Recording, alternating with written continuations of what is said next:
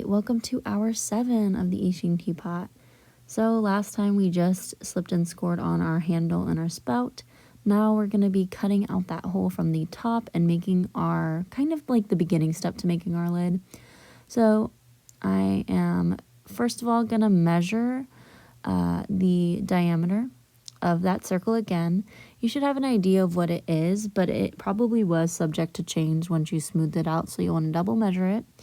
And then what I'm doing is I'm going in about 1/4 of an inch. I actually go whatever the measurement is right between 1/4 of an inch and a 1/2 inch, and I mark that line. I'm not exactly sure off the top of my head what that was, but you can kind of see it on the ruler.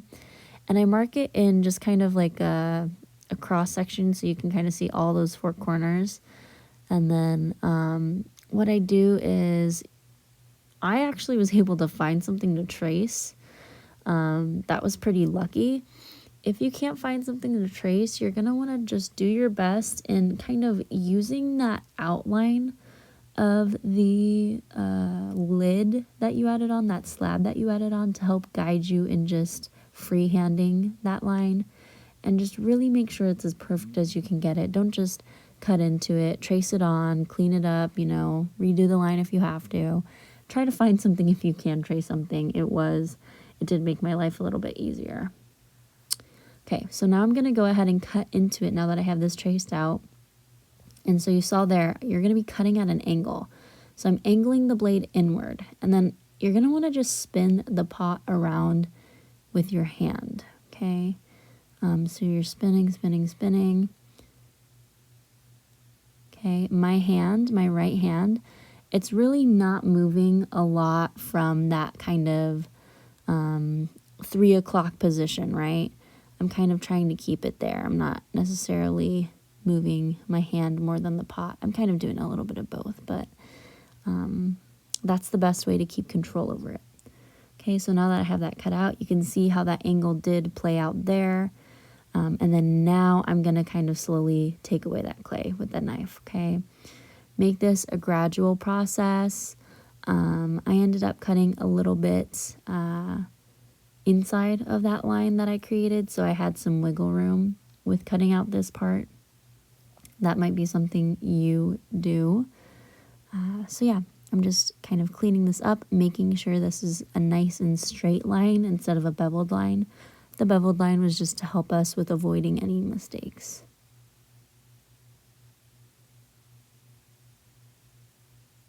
Again, my hand is in the same position and I'm spinning that pot for myself.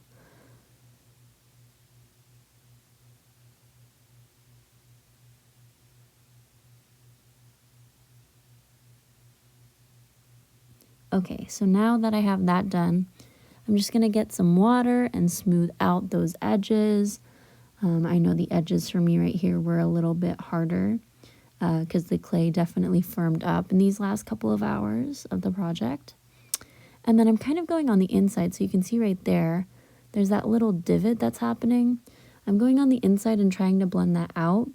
There were some areas that were too hard to blend out, so I got these little pieces of clay, and I really just soaked them in water and did my fast track way of slipping and scoring clay in there because it was just at an awkward angle. So I just really just smeared clay into there to make it look a little bit more seamless and more smooth of a transition.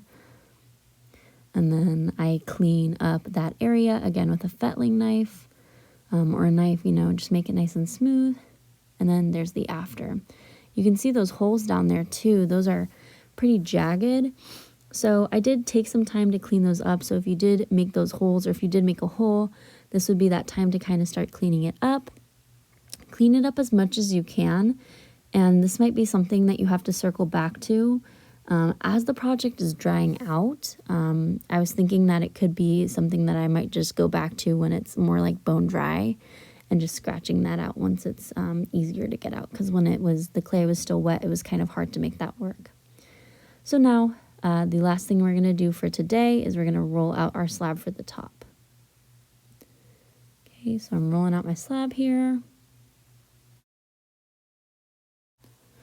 And then I use water to kind of help me smooth out the slab. I get like, my knife, or for you guys, maybe your smooth kidney to smooth out that slab.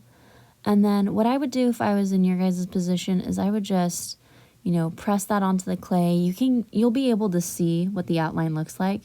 I, again, was very fortunate to have something that was literally the perfect size. So I just used this to trace. You could also try to trace your teapot as it sits there. You'll just have to be kind of wary about the handle and the spout getting in the way of that. So if you can find something around your house to trace, that's awesome and amazing. You'll just have to kind of look around. Okay, so you'll trace it and then cut it. Again, you want to make sure that your blade is nice and straight and that you're not cutting at an angle. The goal of this is to make kind of a perfect lid that's going to align perfectly with that rim that we just cut the opening out for. Okay, and then I spend some time smoothing it out at this point. So I'm smoothing out those edges, and then this is kind of what the overall look's going to be, right? So once I have the lid on, that's what it's going to be looking like. So yeah, we're just going to kind of work on this today, and then next time in class, we'll add on the rest of the features for the lid. So you'll just smooth this out today. And then again, like I said, hour 8 is going to be finishing up the lid. And then hours 9 and 10 are either for catching up or finishing / starting your design for your teapot. And that's optional, by the way. All right, so that is it for hour 7. Good luck and get started on the teapot.